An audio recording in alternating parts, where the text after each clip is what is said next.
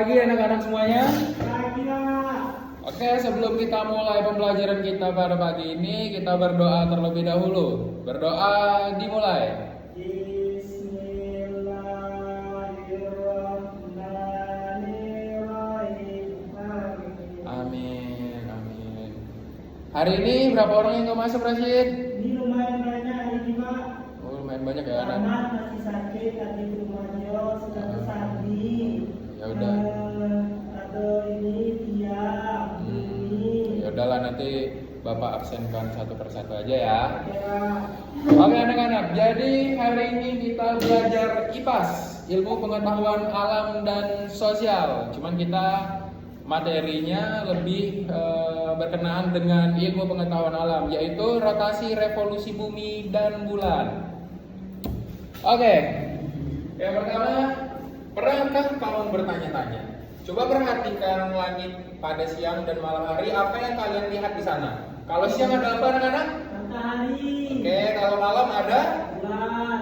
Oke, mengapa ada siang dan malam yang selalu bergantian? Kemudian benda langit apa saja selain planet yang ada di luar angkasa? Nah, jadi kita akan membahasnya satu persatu. Kita akan membahas yang pertama, rotasi bumi. Jadi, rotasi bumi itu adalah perputaran bumi pada porosnya sendiri dari arah barat ke timur selama 24 jam. Nah, jadi misalnya kalian lihat jam itu waktunya cuma batas 24 jam, itu karena diambil patokan dari perputaran bumi pada porosnya yang berjalan selama 24 jam. Sebenarnya perputaran bumi itu berlangsung selama 23 jam 56 menit. Kemudian dibulatkan menjadi 24 jam.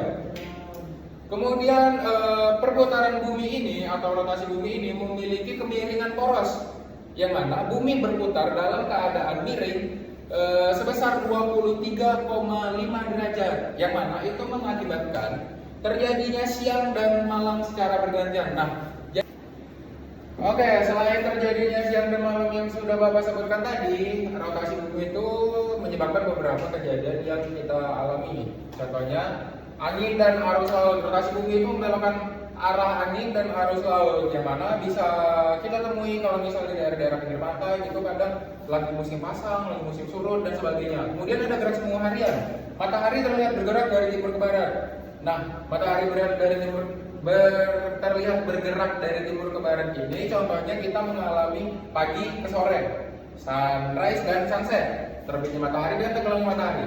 Kemudian zona waktu membentuk perbedaan waktu yang berbeda di berbagai daerah. Contohnya kita yang tinggal di sini di Jambi itu berbeda waktunya dengan teman-teman kita yang tinggal di daerah timur, contohnya di Papua, Ambon, Maluku dan sekitarnya. Oke, kemudian lanjut ke revolusi bumi. Revolusi bumi ini, peredaran bumi mengelilingi matahari dengan kecepatan sekitar 30 km per detik. Bedanya apa sih sama rotasi bumi tadi? Jika rotasi bumi tadi itu bumi hanya berputar tetap, tidak bergerak. Sedangkan revolusi ini, bumi ini mengelilingi matahari dan matahari ini sebagai pusat sumbunya.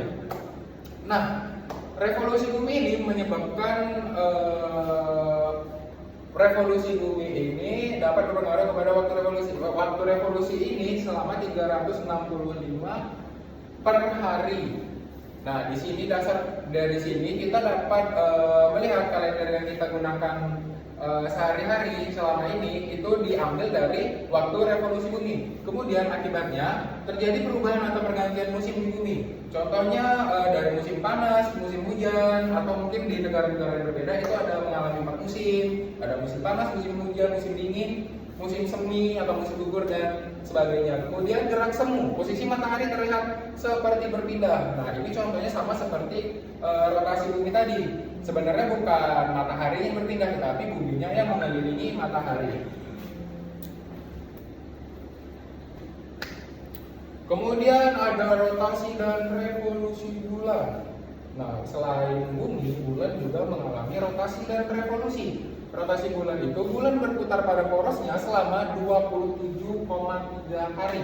Sedangkan revolusi bulan mengelilingi bumi juga selama 27,3 hari. Karena waktunya sama, ini disebut rotasi sinkron. Sehingga kita hanya melihat satu sisi bulan yang sama.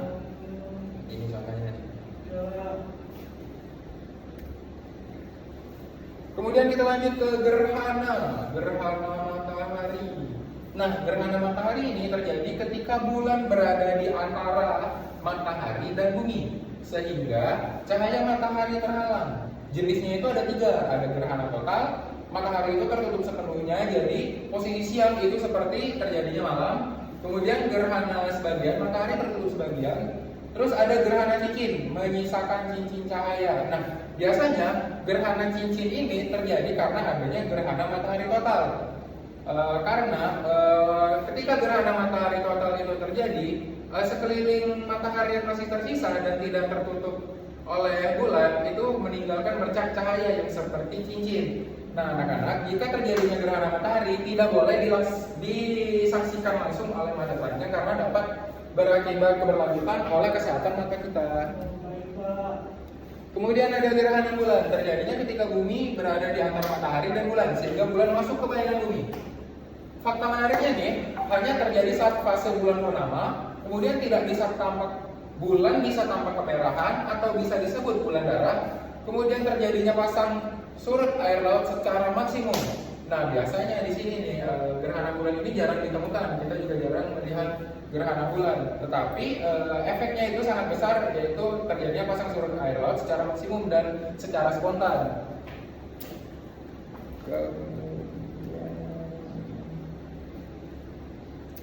Nah, setelah penjelasan Bapak tadi, ini yang harus kalian ingat.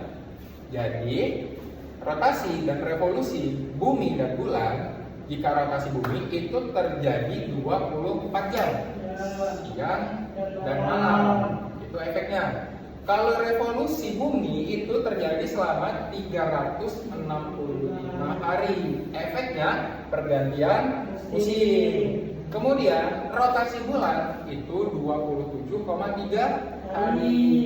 Sisi sama terlihat, jadi bulan kayak kadang sinkron, kadang enggak. Kemudian revolusi bulan terjadi sama saja 27,3 hari. Itu terlihat seperti bulan mengelilingi bumi.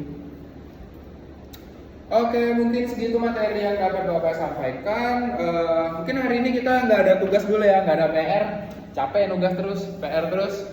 Jadi semoga pelajaran hari ini dapat kalian pahami. Amin. Amin. Dan untuk penutupan pembelajaran kita pada hari ini kita ucapkan hamdalah. Alhamdulillahirabbil alamin. Sekian materi Bapak pada hari ini. Bapak tutup. Wassalamualaikum warahmatullahi wabarakatuh.